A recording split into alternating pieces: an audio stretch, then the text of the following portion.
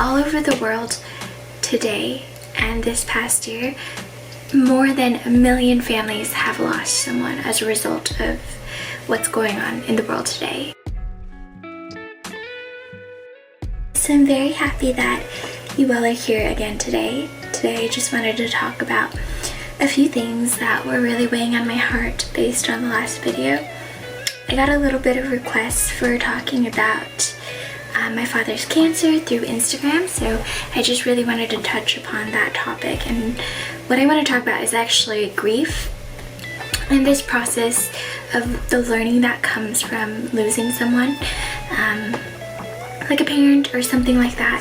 And the reason I want to talk about that is because all over the world today and this past year, more than 1 million families have lost someone as a result of what's going on in the world today in 2020, and that's devastating. And I think a lot of us have not prepared ourselves enough to be equipped with understanding grief, and a lot of us have not prepared ourselves enough to understand how to cope with grief and what lessons that we're supposed to learn from that within our lives, and even the sole question of whether or not we're supposed to learn anything from grief. And so I'll just briefly touch upon my story, and I think it'll differ a little bit with the current climate of this scenario because I had more so expected this occurrence to happen with my father's passing. But for those of you that are going through grief, I just want to let you know that there's hope on the other side, that despite our differences, despite our history and background of what happened to us and our families and what happened to our loved ones, whatever it may be, there's light on the other side as someone who experiences and has experienced loss. And so, my father, when he was 48, he started noticing some symptoms that were weird, and he was pretty young, had never had a colonoscopy before, and the physicians had never recommended it because usually colonoscopy screenings start when you are 50. And so he actually started developing symptoms of something like pain and also bleeding in bowel, and basically he went to seek help and he got the diagnosis of colon cancer stage 3. And at the time, I think everyone was quite assured that he would heal fine, he would go through radiation, then he would go through chemotherapy, and everyone was expecting him to just recover at a very normal speed and at a very normal way. And much to our dismay, that really wasn't the case. He actually ended up going through remission and then having another occurrence of cancer. And he then had actually a really challenging portion of recurrence. So his cancer was supposedly cured by radiation, and then it came back a second time. And at that time it spread to other parts of his body. And after that he grew a tumor external to his ostomy bag, and then internal tumors around his stomach, and there was just a lot of challenges. And I remember during that time, because I came from a religious background, my peers didn't understand how to resonate with pain without validating it through the gospel and letting us know that God was testing us in some way, or testing my family in some way, or that my mother was being trialed from God for some of whatever wrongdoings. They assumed that God was teaching us a lesson. And I think that for people who have never had adversity in their lives and who come from religious backgrounds, it's hard to empathize, and it's hard for anybody, even if you don't come from a religious background, to empathize with adversity when you have never experienced it yourself.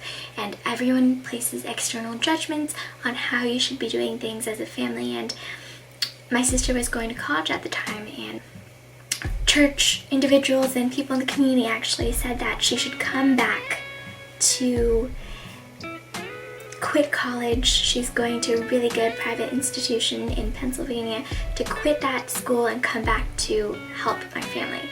And at that time, my mother said, no way, my daughter is going to get an education. My mom prioritized education for the sole reason that she had never had the opportunity to get one.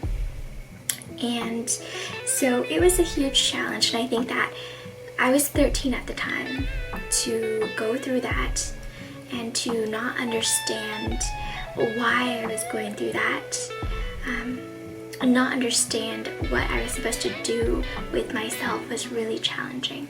And I actually ended up being there with my father in in-home hospice when he passed away in our house, and I was able to say my final goodbyes, and I was able to really just make sure that his journey back home to wherever, whatever you believe in, for me, I think he went to heaven, was a smooth and assuring him that he was loved. And my mother actually recently told me a few days ago that before he passed away that week, he actually talked to my mom and said, will you forgive me? And he said, I forgive you for everything. Will you forgive me for everything? To my mom directly. And that was so powerful and moving to me, because I really cherished that idea that at the end of his life, he was at peace. And he actually wrote a note. He had written a note that she showed me a few days ago. And on that note, it was in Mandarin and then an English part of it. The Mandarin part said that he, in quotes, a few days ago I asked for forgiveness from my mother, and she forgave me and I forgave her for everything, and I am finally at peace, and I feel so much peace. And it was kind of along those words, but in Chinese. And then at the bottom of that note he wrote, I love you. And to see that was such warmth and peace filled my own heart, because when someone passes away, the truth is that you don't know what you're supposed to do with yourself and your emotions and your grief, and you don't know how you're supposed to cope. But hearing this 6 years later, 7 years later, that he was at peace when he left, is literally the most comforting thing that I could ever have heard. And he actually passed away in October of 2013, and so this was about the time that he passed away. And you know, I think that within this topic, again, it's so challenging, because today we are having individuals who can't even say goodbye to their loved ones. That is the most detrimental thing ever, to not be able to be by someone's bedside and cherish them and love them and demonstrate that kindness and compassion, and demonstrate to them their dignity and value at the end of their life and at their last breath. And to have that taken away from people in this circumstance is devastating. And there's no way to reconcile that, to not have your last moment with the person that you love, who guided you in this life, and the person who brought so much joy and happiness to you. And it is devastating. It is absolutely devastating. And I just want to really tell you a few things of this healing process that are not really talked about. I know that it's commonly talked about, the 5 stages of grief, and I want to tell you how I went through those stages and how short of a time frame it was for me as someone who kind of had 3 years to prepare for that moment when my father passed away. And the first stage is denial. And I just remember going to his bedside and my mother telling me, I think he's gone. And I had a brief moment of denial. It was so brief. I feel like I said, are you sure? Are you sure that he's gone? And there he was, not a breath in his body, and just his eyes were closed, and he was gone to heaven. And for me, that part was so brief. But I know that that was because I had ample time to prepare for this moment. I had 3 years to prepare for this moment. So if anyone is going through this phase of denial, trust me, it can take a long time. And the truth is that this phase of denial, it's not really one that provides any healing of any sort, in my opinion. It's just about understanding the level of shock you have to see someone and someone's soul leave their body. And it is definitely very challenging to physically be there for, but it's also that next stage, anger. Anger for me and my mother was a weird incident, I think. It was never about anger at a person or circumstance or anything like that. It was anger in the form of why me? Why me? And I think that everyone knows that feeling so deep down inside. There's always been instances in which we ask ourselves, why me? Why am I going through this? Why? And that was this gut instinct that I define as that stage of anger, where you were just asking anyone, you're just asking God if He exists, or asking whatever you believe in, why me? Why has this happened to me? And there's no sort of getting around that phase. I think it's a natural feeling of when things don't go the way that a traditional life is supposed to, you wonder and you ask yourself why you're the statistic that stands out for whatever reason. The phase of bargaining. For me, the phase of bargaining was pretty short. I never really felt like I had much to bargain for, but I did bargain for the fact that I wanted this to have a result in my life. I wanted that pain and that grief that was so gut-wrenching to have a purpose in my life, and that's what I sought out, and I bargained for it. I said, if this has happened to me and my life, if I've gone through this, I want my life to be worth it. And that was the bargaining stage. I didn't ask for my dad back. He wasn't coming back, frankly speaking. I didn't do anything other than ask for those moments in my life to have been worth it, and to have built a foundation in my life where I could say this happened and this is what I gained from it and this is the reason it happened to me. And I think that's really this aspect of bargaining that you will eventually get to at some point in your life. Now that I'm a few years down the road, I have gotten to this part where I understand all those questions that I bargained for. And depression. My level of depression was not debilitating. I have never really had debilitating depression, but I've definitely had episodes of depression. And what I mean by that is I've not been clinically diagnosed with depression.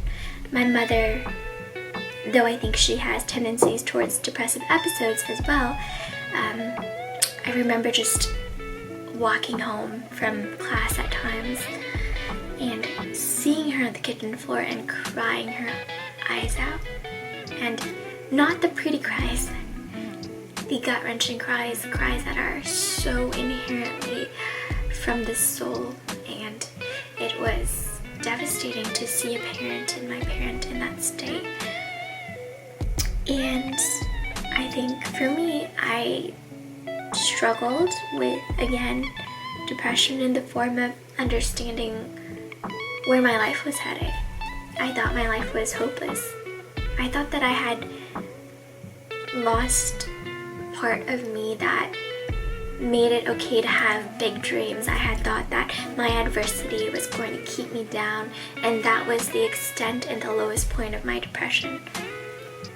It was really just this debilitating self-doubt that I provided myself in this fear of what could happen if I were to move on. What could happen if I were to go to that stage of acceptance and understand that this is the card that was dealt to me, and this is how I have to proceed. And depression, that phase of depression, it doesn't mean you're going to be in bed all day. it doesn't mean that you're not going to be able to work.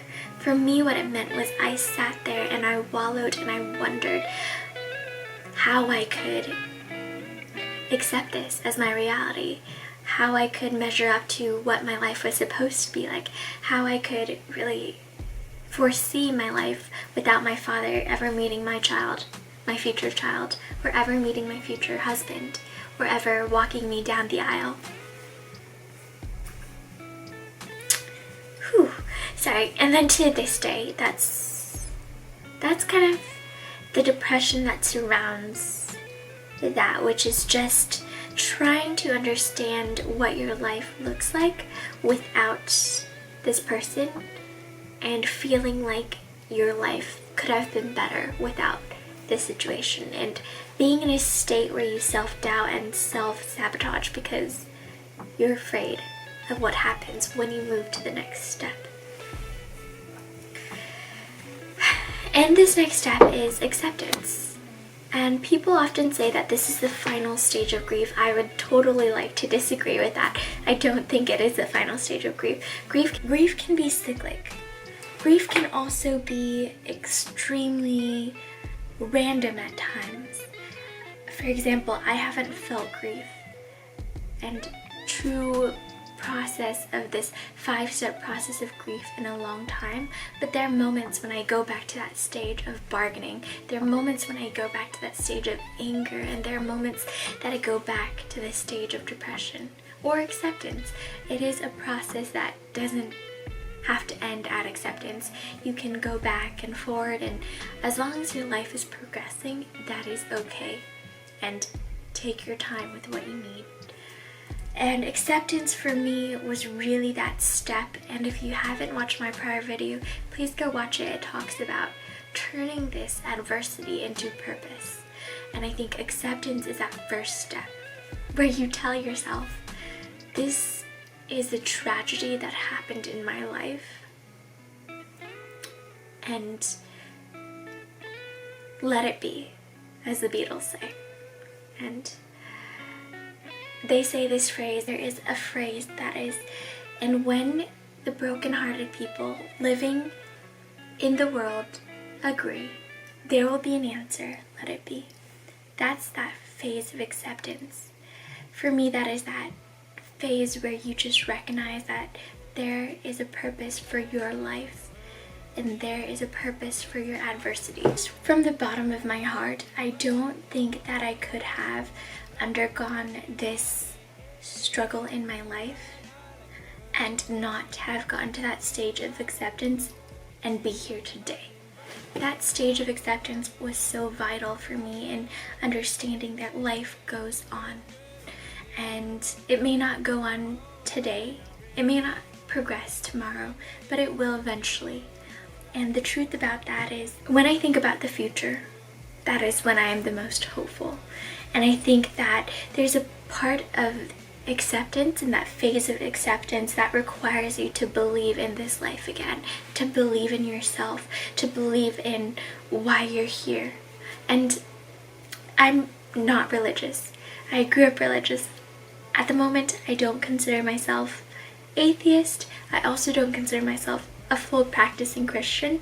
I'm in the middle. So from this perspective, you can have different perspectives on what the purpose of life is, but really it's about recognizing that you are here and you are ready to face another day, and here you are despite of it all, as Rupi Kaur says. I apologize, it's Rupi Kaur, right? So, and taking strength from that and recognizing that you are so unbelievably strong, and there is no denying that, and you should be so proud of yourself of what you have overcome when you get to that stage of accepting what has happened to you, whether or not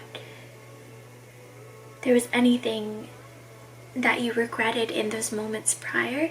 This phase of acceptance is truly about taking ownership of your life again and being ready and willing to work on yourself, and really being ready to take your life to that next day, to that new phase. And it's hard. I think, you know, people don't really talk about coping mechanisms in the stages of grief. And I will tell you some of the coping mechanisms that I had maladaptedly formed during this part of my life. I actually developed an eating disorder. It was very, very much so orthorexia. There were times that I would go with my family. I was 16 at the time my father passed away. There were times I would go with my family to restaurants and refuse to eat because I had such heavy orthorexia. I tracked my macros. I was eating under 900 calories a day, and I was about 100 pounds, and I had been 120 pounds before. And so I had lost the 20 pounds, and I was in my junior and senior year of high school. And I just felt like those coping mechanisms I adopted were all about control. It was about, how can I control my environment? I had no clue what my future was going to look like without my father. I had no clue if I was going to be able to afford college. I had no clue if I was going to move out of my house I had lived in for 16 years, because who knew what the future held when you're faced with such dilemmas? And so I used coping mechanisms like controlling my environment, and I also used the coping mechanism of controlling the way I exercise. So I definitely had an exercise disorder. I had to run 6 miles a day. I had to run 6 miles a day in order to feel like I was comfortable in myself and in my life. And that's so counterintuitive, but there was a part of me that felt like that was me leaving all my grief out of the picture and just focusing on the present and just focusing on this one task. And if I did it, I was successful that day. And the reason I'm talking about coping mechanisms actually isn't to encourage you to have these types of coping mechanisms. Other people will have types of coping mechanisms that involve disassociating through alcohol and drugs and things like that. And I highly recommend that a month from when this grief occurs, you examine how you are coping, and you take a step back and you really just focus on, what am I doing to cope? What am I doing to feel good about myself after this adversity, after this really devastating event has just occurred? And a month later, check in on yourself and have a conversation with those that you love around you and tell them how you're coping and whether or not there are ways that you want to change that. And being honest and being able to look at yourself and say that I'm not coping with this grief in the right ways is really important, because trust me, if you don't, you can spend years going down the wrong type of coping mechanism. For me, I had that eating orthorexia/anorexia disorder for 4 years of my life. I let it control me for 4 years of my life, and I don't wish that on anyone. And the truth is that a lot of people don't evaluate themselves and how they are coping and end up with more burdens than they wanted in this process of grief. The next thing that I'm going to suggest to you is 6 months down the line or a year down the line, you set the timelines for yourself, but have a point in your life when you really truly sit back and evaluate what you learned from the process, and you evaluate whether or not you've taken something away from it. And sometimes life doesn't have a purpose. Sometimes things don't occur for any reason, and we can't find any reason. But in terms of grief and adversities, I highly encourage you look for a reason. And it doesn't have to be any sort of fundamentally phenomenal reason. It just has to be something you've taken away that has contributed to your character positively, and something that's contributed to your understanding of the world, or your empathy, your resilience, whatever it may be. It really doesn't have to be novel. It just has to be part of the healing process, examining what it was that you took away, what it was that you were able to gain from the process and from this grief and then healing. Because honestly, I think, again, we talk about these 5 stages of grief with all these different issues, whether it be a breakup, losing people in your life, death, whatever it may be, traumatic incidents. But we forget that the process is not only the stages of grief, it's the stages of healing after that. And I think it's so important to examine what it is that you gained from your loss, what it is that you gained from this weight that you had. Alright, and I think that the last part of this stages of grief portion that really isn't mentioned much is this idea of acceptance, but also peace. And why I say that is because it's so important to be continuing to seek for that peace after you've experienced such traumatic events in your life. And why I say that is because you will undoubtedly have regrets with how you interacted with the situation, how you process things, how you went about things. There's going to be regrets that you have in this adversity. And what's so important is that every time you have a regret, you search for the peace. And that may be going through revisiting conversations, that may be looking through memories together that were really good, that may be being able to have a conversation like the one I did with my mom, and be able to recognize that at the end of his life, he was at peace. And knowing that brought me peace. And if for some reason you can't come to that peace, I think it's so important that you seek someone to talk to, therapist, counselor, etc., because it can weigh on you for a long time if you don't. And I just want to put out a few more points. Again, that was the cycle of the grief and to the healing and all of that. And here is what I wanted to touch upon in terms of what I've learned for me upon my reflection of this time in my life. And one, life is so short, and that's so cliche. But every single day that I wake up, I am living for a purpose.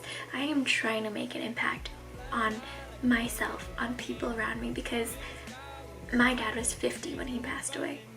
I'm 23. I am about halfway done with my life by that standard.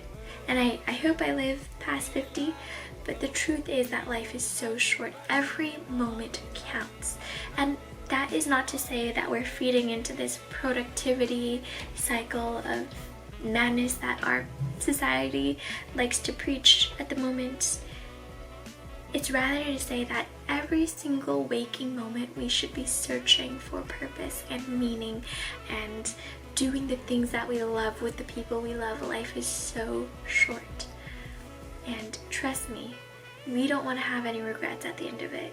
When I see people building this empire for themselves through TikTok or through other mediums and really pursuing that passion, when I think about purpose, especially in the life of millennials, like people in their 20s and stuff like that, I do feel worried, because I think that there is such this promotion of flashy things, like I'm wearing my Gucci belt right now, of things that don't matter at the end of the day, things that have so little meaning.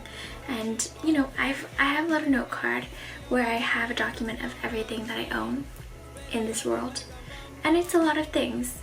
And then I also have this document of things that really matter out of all the things I own, and it's not that many things.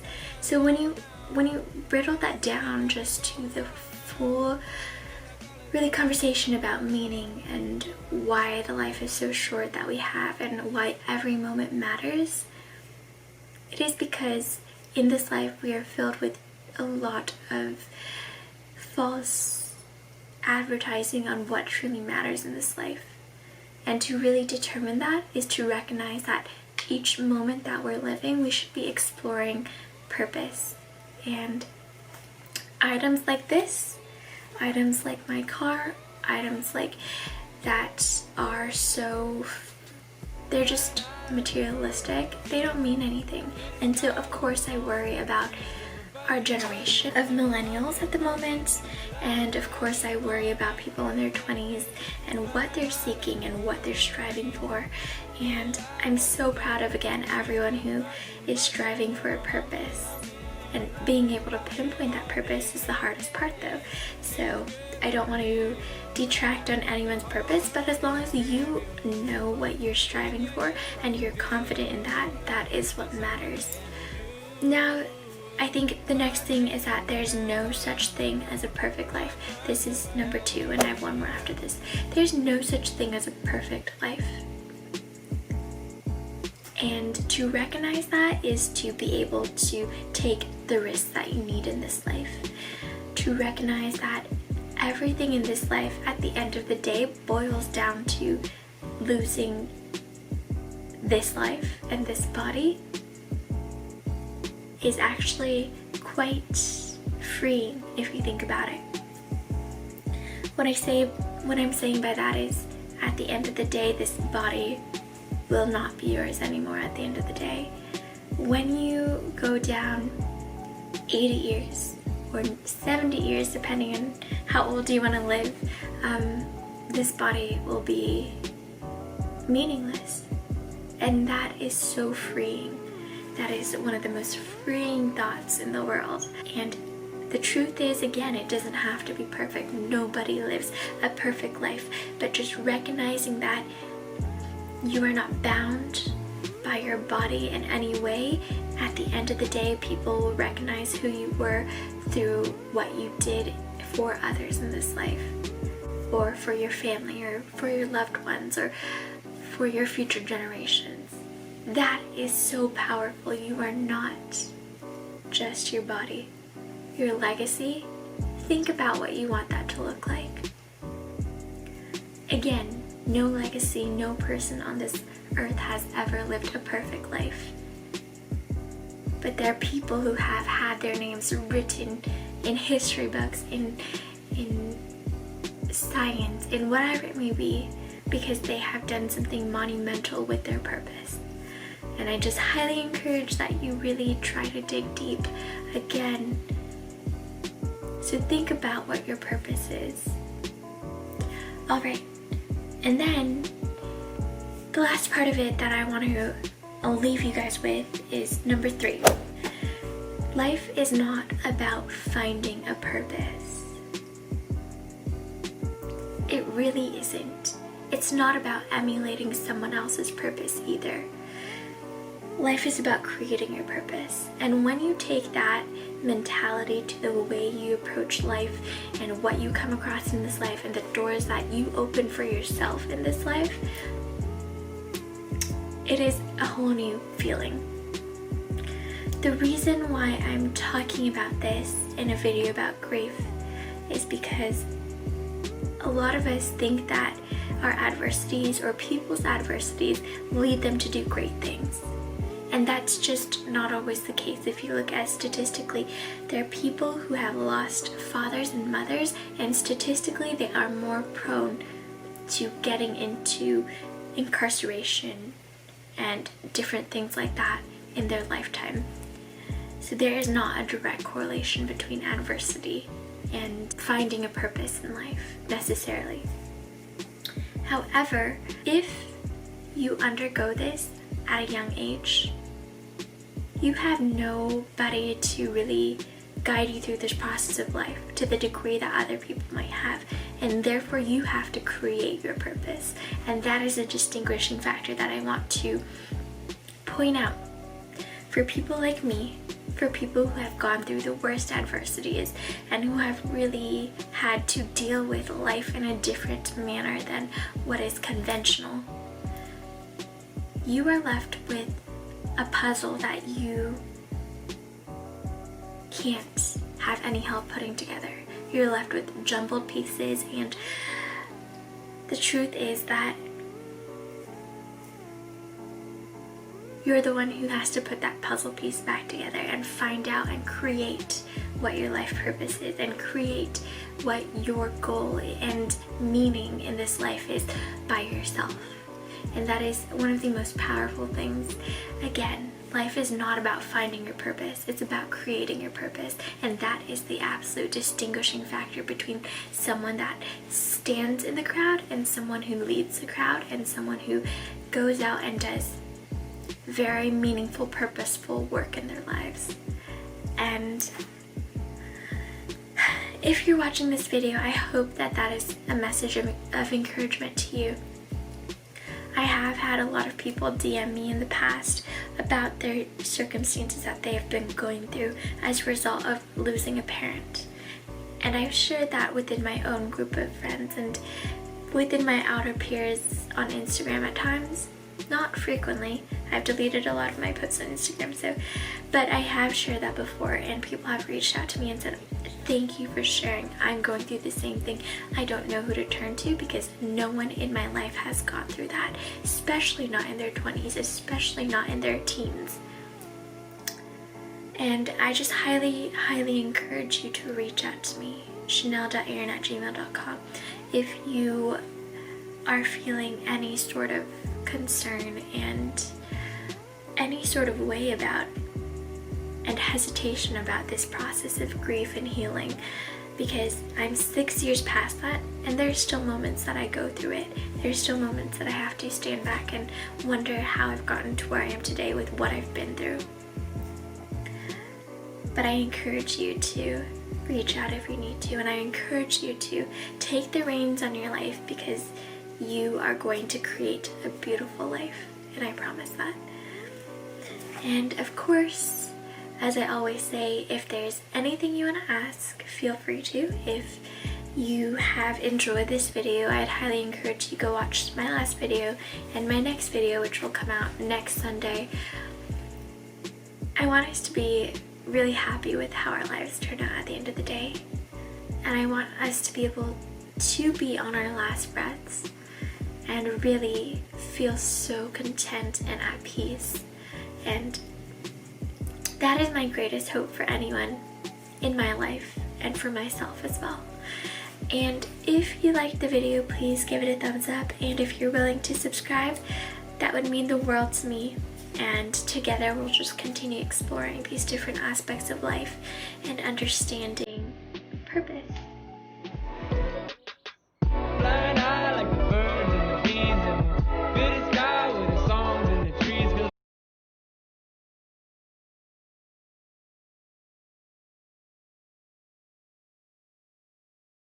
Bye.